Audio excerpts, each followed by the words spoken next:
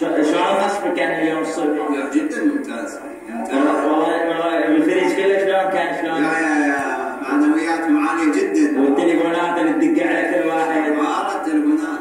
الاخبار شغالين. بس والله معنوياتهم.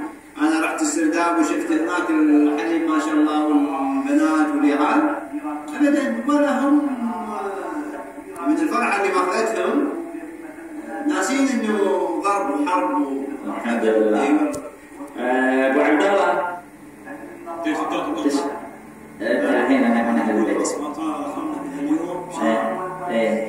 سد هذا سد بعد ما انقصر ماشي خلاص.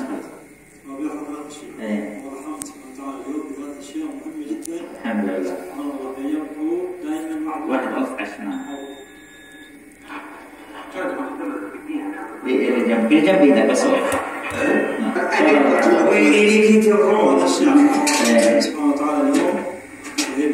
بس انا بدرم صوتك بس اول شيء ايش بدرم صوتك؟ تليفونات الحمد لله. الكهرباء. الشيء الثاني الكهرباء. الشيء الثالث الماء ما ينقطع. ثلاث اشياء هذه دائما في الحروب يا كلهم ينقطعون يا واحده او اثنين منهم. لكن رب العالمين رحمنا الله سبحانه وتعالى معنا على الموضوع. اليوم هالثلاث اشياء موجودين وهذه من مع ان العلم مقطوع عندهم. الحين انقطع التلفزيون ضربوه. ضربوا التلفزيون وضربوا الاذاعه.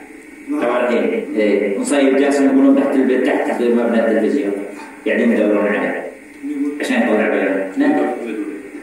ندور تحت الأرض. تحت الأرض.